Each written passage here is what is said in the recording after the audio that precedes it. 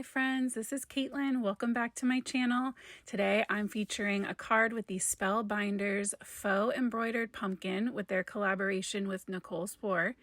I added in a lot of other Spellbinders products that I already had from my time on the Scrapbook Pal design team, and some other stamps and stuff, and the circle dies. You'll see how we're going to use those in a little bit. But this die set, the pumpkin and the witch hat, is so unique. I had no interest in doing the faux embroidery part with the hoop, but as soon as I saw it, I knew that I needed it because it was so different than any other Halloween pumpkin thing that I already had, which is saying something because I feel like I have a lot of Halloween.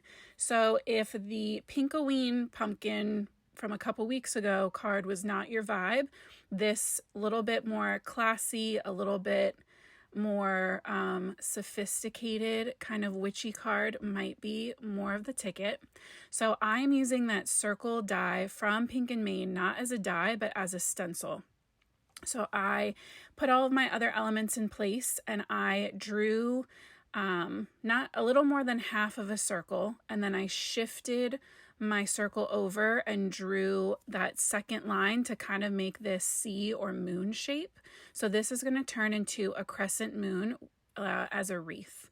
So this is when those other die sets come into play. So I have this garden die set with all of these leaves. We'll also use the flowers that come with the faux embroidered pumpkin set.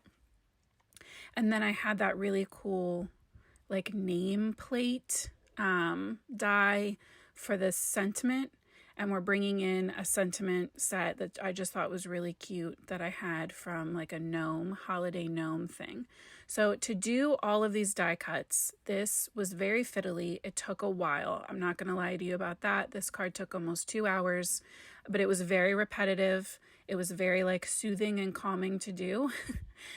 So I die cut all of my pieces, and then I added washi tape to the back of the paper, the main piece that I had die cut from, and I'm just puzzle piecing everything back in so that when I go to color like this right now, I know where everything is. I don't have to worry about holding anything, and it was much easier to maintain and keep everything organized this way. So I'm starting out by coloring my witch hat. I wanted to go with a warmer gray because of that kind of honey colored pattern paper that I grabbed from a older Honeybee Stamps paper pack. I will try to link everything. Sometimes some of the older paper packs and stuff I can't find, but if I can find it, I will link it for you in the description. So yeah, I just added all of my shadows to the left-hand side where that hat is kind of curving over onto itself. And then everywhere that the die had left those embossed lines, I just used those as my base. And I am going to do 2 layers on this hat because when I first did it, I liked it, but it was just so light. And I knew that a lot of other elements on my card were going to be pretty light. And so I wanted this to really stand out and look like a true dark, witch hat. So I brought in some 100 the second time around to really intensify those shadows. And then I used the same shades, but I just pulled out everything a little further than I did the first time. And the combination of this I really love. I'm coloring on Copic Express It paper, which is my go-to. Sorry, words are hard sometimes. And yeah, then shading over everything with that W5, making sure I had a really good coat, and I just love how that turned out. So all of my greenery is going to be colored the same. All these branches are the exact same. So I'm going YG99 down the middle, YG97, pulling that color out onto those little branches or leaves or needles or whatever they are, and then YG95 on the tips. That's going to be the same for literally all of these branches, all these different shapes, and even some of the leaves. We're doing the same thing. So to save time on the video, I cut a lot of the duplicates out. But just trust me, I promise you it was the same thing over and over. But that's what I mean. This whole card, even though it took a while, it wasn't stressful because it was just the same coloring over and over, and the pieces were little, so it didn't feel intimidating. For my little golden leaves, I went with the YR20 family and the same on the buckle. So YR27, YR24, YR21. And that was for those. You can see there's darker orange leaves up at the top in the middle there. I'm not going to use those. So I just didn't bother showing you that. They just stood out way too much. They were way too vibrant against everything else that I was doing. Nothing else ended up having that intense orange. At the time, I wasn't sure what pumpkin color I was going to go for, so I had some oranges as backup, but because I ended up with a white pumpkin, I skipped the orange leaves. This was my second attempt at this witch hat band. The first one came out crazy. It was not the colors that I ended up wanting, so I went back in with RV. I think it was either 99 or 69. And then, yeah, lots of RV markers. There you go, RV 99. I'm using the same colors for the hat band as I am for these flowers because I love having that kind of repeating color. So RV 99, then RV 69, and then my highlight shade is going to be up in a minute. VO6. So for those flowers, I just kind of went in with the darkest shade and put little tiny C marks and little like cloud squiggles almost where the die left embossed lines again, just like with the hat, and then shaded went in with the medium and then just scrubbed over everything with the lightest shade. Those yellow flowers got the same colors as our yellow leaves. And now I'm doing a white pumpkin. So this time I went with some W3, some warm gray as my base, kind of emphasizing the bottom and kind of the ribs in between each of those pumpkin-y lobes. I still am doing that kind of oval outline at the bottom there on that center one. I always like to do that on the center one. I think it just helps really emphasize that 3D shape for a section that's facing towards you. Then I brought in some other E markers. You see this E30 brings in a lot of warmth and makes it definitely look a lot more creamy. The E40 is a little bit of a, it's more of just like a blending color in my mind. It's just not quite as clear as the colorless blender. And then once I put this up against the hat, I knew I was definitely headed in the right direction. The contrast of that white pumpkin against that super dark hat was just perfect. So now I'm going to start laying out my branches, trying to make myself a little map. And I did end up having to go back in and color a few more. There's a tiny little bug. He wants to be with the flowers. I did end up having to go in and make a couple more of these branches to make sure that I got that moon shape so that it was thicker through the center section. But I'm just piecing these all together, adding a tiny bit of liquid glue on the back, kind of using my finger to make sure that it's a little bit more evenly spread, and definitely leaving that right-hand side completely open so we get that really pretty crescent shape, basically just like drawing a big C. And I just kind of fiddled around going back and forth between the branches that look a little more like pine needly versus the ones that have the larger leaves.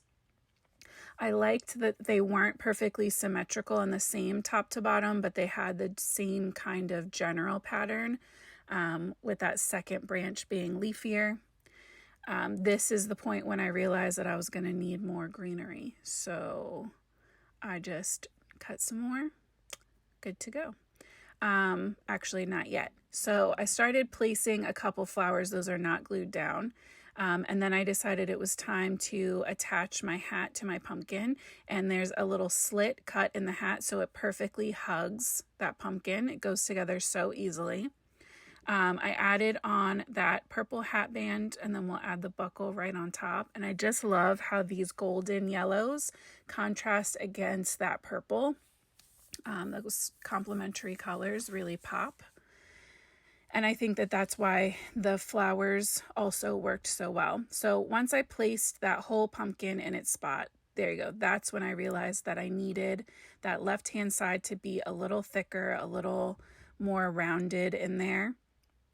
So now we're going in to add a couple extra branches here and there. And then that center section where it's just kind of stems and a little emptier, that's where we're going to bring in those flowers to help kind of cover and mask that up. Then I decided I wanted my pumpkin to kind of be sitting on the bottom branch a little bit more. So I added a couple little green leaves down there on the end. And we're going to pop up the pumpkin with some very thin, small foam squares from Simon Says Stamp. They're the black ones, but it really doesn't matter. You can't see them at all. And I kind of tucked my pumpkin up under some of those little branches and needles so it looks like it's kind of nestled in there. I added a green leaf up behind the hat, and we're going to add in some of our little flowers, just using an embellishment wand to kind of tuck them. One's going behind the hat and one's going to go right on top. So we get that nice little cluster down there. And then also adding one of our little golden leaves and a flower down to the bottom. So we're kind of creating a really nice diagonal there from the center of our wreath over to the left-hand side of our hat, down to the right-hand side of the pumpkin. It just kind of helps direct your eye. So with the flowers that I had left, I'm adding them in around that center part of the crescent shape, like I said, kind of disguising that middle section. I added that last little purple flower down to the bottom there. And then I'm going to go in with these goldeny leaves and just start kind of tucking them around.